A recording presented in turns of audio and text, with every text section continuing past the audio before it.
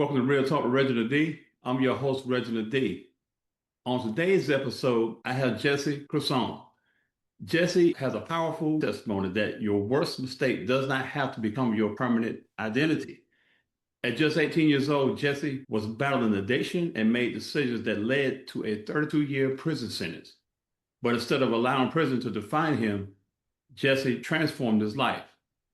Today, Jesse is a pardoned criminal justice reform advocate, author of the book, The Best Part of Prison, founder of the Second Chancer Foundation, and a speaker helping people understand the power of redemption, second chances, and rebuilding a life after failure.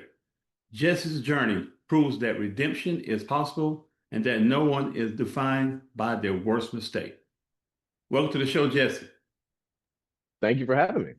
Yes, sir. Absolutely. Absolutely. Thank you for coming on the show. So, Jesse, I'd like to start out by asking my guest this. Can you tell us a little bit about your childhood and where you grew up? Sure. And the answer about my childhood has changed over the years. And it's not that the experience itself changed, it's just the perspective I have on it changed. Growing up, I had parents who were both dealing with addiction, both met for a love of kind of drugs and alcohol.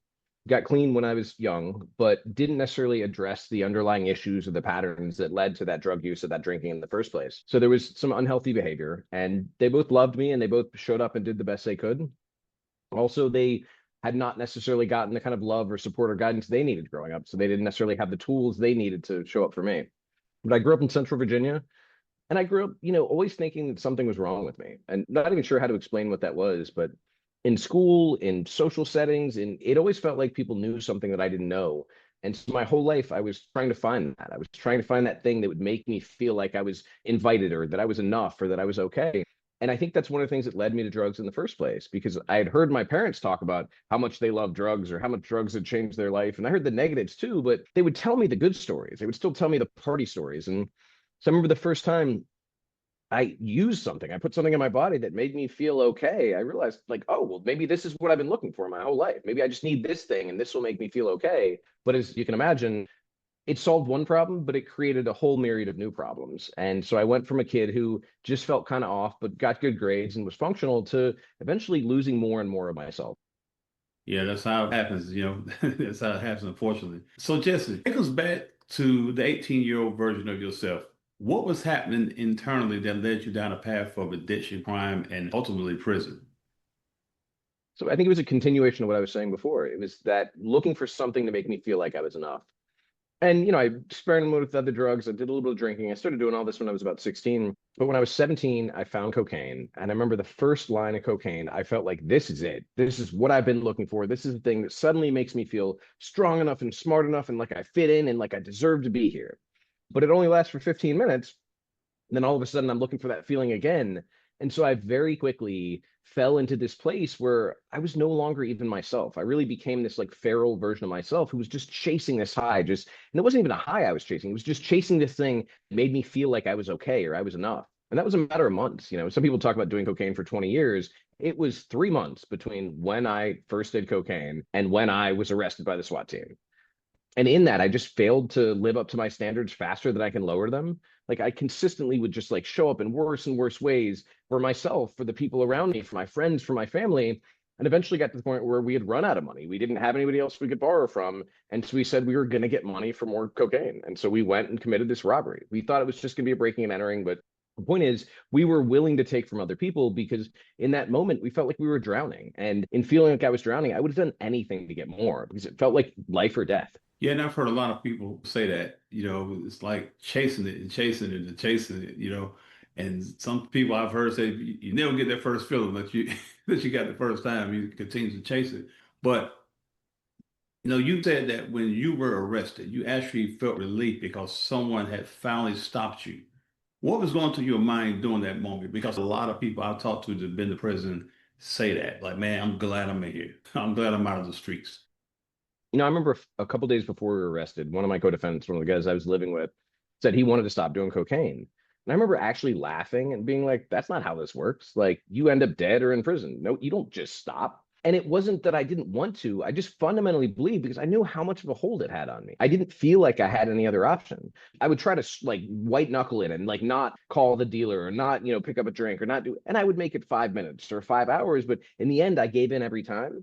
And so I really began to believe I didn't have any way to stop myself. I didn't believe there was another option. And so when they put the handcuffs on my wrist, I was finally done. I knew I couldn't call that dealer. I knew I couldn't go pick up a six pack. I knew there was nothing I could do. And in a way that set me free, it gave me the chance to actually make different decisions that up to that point, I did not feel like I was capable of making. Yeah. And the thing about it, when you look at prison, and I've heard this plenty of times, and I guess everything has its flaws. But, a lot of people think that prison destroys lives. Yet your transformation began there. What was the turning point when you realized I can either waste this sentence or use it to rebuild myself? Well, it was two things. It wasn't a single moment, is the first part. That it was a lot of like two steps forward, one step back, or two steps forward and seven steps back. But it was sitting in that place, feeling completely worthless, feeling completely without hope, feeling my life was over. I was a failure to my friends, to my family, to my community, that I just was not worth the time and energy. But the turning point was a series of times that people showed up and said that I mattered, that I still had a future, and that I still had a chance. Because if it hadn't been for those letters coming in, or those people coming to visit me, or those people accepting phone calls, I would have wasted away. I would not have seen it possible. But people believed in me until I could believe in myself. And every little thing, it wasn't the big steps, it was the little steps, the little things that I did, the little things that I accomplished that let me believe I really could do things differently. And it took that series of little steps and little moments and little accomplishments and little wins to realize that I could take on bigger and bigger things. I mean, that took years to really understand, but no, I did. I earned a college degree while I was inside, but that was only because I had friends and family and a community that would allow me to go to college. Like, it wasn't free. I became a journeyman electrician, but it took a teacher in the prison who snuck in a DPR tester, like somebody from the outside to get my certification, had to be snuck in during COVID for me to be able to take that test. Like, people had to go out of their way, and hadn't had that kind of extension of like love and support and opportunity, I wouldn't be where I am. Yeah, that's a cool story right there, man. People have to understand when you're at your lowest, it's still not the end. It's not the end until you quit, until you give up on you. There's still people that's going to help you, still people out there that's going to reach out to you, and you just got to accept it, and you still got to believe in yourself that you can get up from the situation that you're in. Because, at the end of the day, if it was 32 years and then probably reduced, right, the sentence, you still got to get back out there in the world, man. You still got to, figure it out. So you got to understand, get your mindset right and never give up on yourself.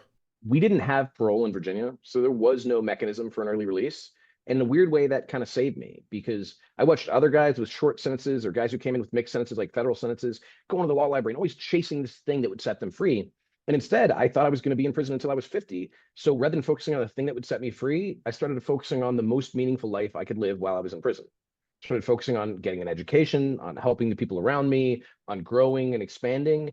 And if I'd been focused only on the outside or only on getting out, I don't think I would have become the person that I am, because I would have always been outside of, that moment and that opportunity. But being firmly grounded and feeling like I was stuck there for 30 years, I started actually living a good life. And what I realized is, in addition to the fact that it led the governor to grant me a pardon, living a good life, what I'd been missing the whole time. I wasn't chasing drugs. I was chasing a feeling of meaning. It didn't make any sense anymore. Your book is called The Best Part of Prison. Most people don't think of prison as the best part in the same sentence. Can you tell us about your book and what does that title mean to you? Yeah, it's designed to be provocative because I don't think, including myself, I don't think that prison is a good thing. I don't expect people to think prison is a good thing.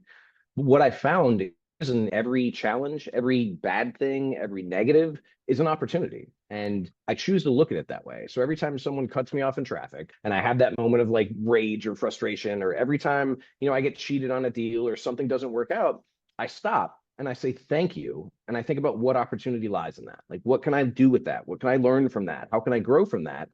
And it's allowed me to face every challenge in my life and somehow end up more as a result of that challenge rather than less. Yes, absolutely. Because it's all about decisions, man. It's all about decisions. Because one thing I tell people, you got to understand things are going to happen. If somebody cutting you off going to make you lose your mind, you don't need to be driving because it's going to happen at the end of the day. Probably more than one time during the day. So you got to be prepared for the things that's going to happen in life sometimes.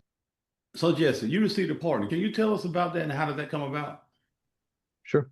So In Virginia, because we don't have parole, the only mechanism for change in sentence is for the governor to step in and say, I'm granting you a pardon or a commutation.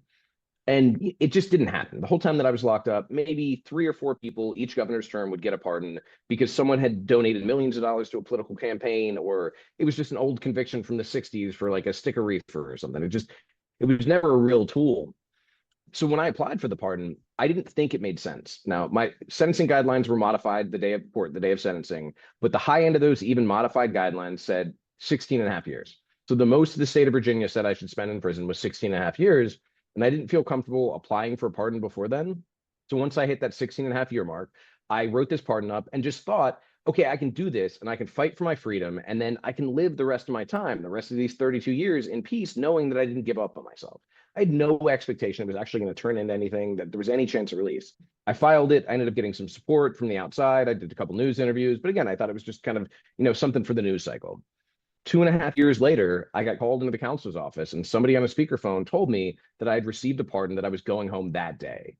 And so something that I thought was just like a way to make peace with the rest of my time turned into the thing that got me out of prison. So your work now focuses on helping justice impact the individuals find opportunities and support through Second Chances Foundation. Can you tell us about your foundation and why are second chances so important? And what impact are you seeing through the organization? So the day I was released, the day I received that pardon, the overwhelming feeling I had and that question was, why me? Like I looked around and I saw so many other people who had worked just as hard and who were just as deserving, but who did get that chance, who didn't get that call, whose doors didn't get opened. And so it was really survivor's guilt. It was this guilt of feeling like, yeah, I work for this, but so did a lot of other people. And I want to make sure they have a second chance too. I didn't know that I was going to start Second Chancer Foundation. I was applying for jobs because I realized the nonprofit world, the criminal justice reform world, was one of the few spaces that my record was an asset rather than liability. So I put in applications. I was, looking nationwide, and happened to meet somebody at a party in the most random events. Had this conversation, and this guy said, "Hey, tell me about yourself." And he took notes and went into my history, looked at my social media. And the next morning, I got an email, and he said, "That organization you told me about applying to, I want you to not take that job." And he gave me a list of reasons why. About they were too big and they moved at a glacial pace. And he said, "I believe this so strongly that I want you to start your own 501c3, pay yourself whatever they would have paid you, and I will fund you. I will give you seed funding to go make an impact in the world because I believe in you and I believe in your story." Wow. Which took the breath out of my, I couldn't imagine. But then I had to figure out how to best do that. And any entrepreneur or anybody who started something new, I made a lot of mistakes. We worked with recently released people in Central Virginia, and what we found was once guys had gotten out, they kind of lost that motivation over time because they had extra jobs or girlfriends or had to take care of their kids. Like their time was really limited. So we did one cohort of in-person reentry classes, and we had some success stories, but we just had a lot of people kind of drop out to go live their lives. Then we started working on mentorship while people were incarcerated because they had the time. Let's use that time. And we made hundreds of connections. I actually probably made thousands of connections, but hundreds I would say that we had good records from. But the problem was the data didn't line up. Like connecting someone with a mentor seemed like a great idea. It was great storytelling, but it didn't lead to successful outcomes. Like we didn't have more success stories of people getting out who had been paired with a mentor than those that didn't. And so we had to rethink, well, like if we can't support this with data, like I don't want to do something that sounds good. I want to do something that actually does good. We had previously worked in the juvenile detention center, and we started to just turn our focus to that. So all the work working with the kids and the families in the local juvenile detention center, connecting them with workforce, connecting them with academic opportunities or vocational opportunities, just like trying to help connect them with resources, including the families who often are lacking resources, which kind of contributes to the kids ending up there.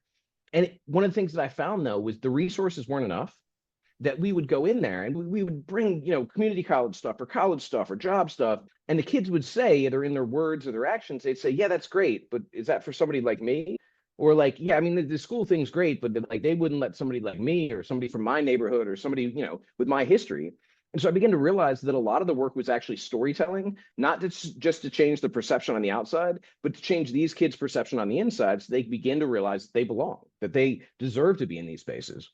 So we started bringing in speakers who come from the neighborhoods they come from, or look like them, or have a history that they do, who are now in business or in government or in the nonprofit world. And you see that light switch where the kid suddenly realizes, like, oh, I could do that. Like, I could be a part of that. Like, oh, there isn't a wall in front of me. And I realized that storytelling is the work just as much as connecting kids with resources. Because when I see those kids get out, whether they get an entry level job or they end up owning their own business, it means the most to me because I know I got to witness them becoming themselves, becoming the best version of themselves.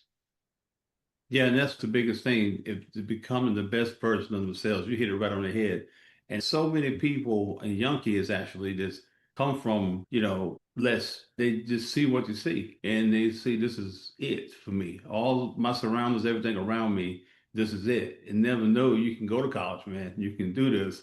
You can do that. I mean, that's amazing because once you do that, man, it gives them hope. It gives them direction, really, because no telling what they're hearing all around them. And like you said, you're speaking into them, storytelling, but then you got to put the other pieces together also, because it's always been something in outreach that I was part of an outreach ministry at my church that my grandfather founded. My cousin is the pastor, and I took on the outreach side of things, and we did some remarkable things. And I always tell my team, I said, hey, we can talk all day long, man, but we got to figure out how to help these people get results. And I said, once we got that going, it became more magnified, it became more powerful, and it changed people's lives. That's what we was out there trying to do when it's all said and done.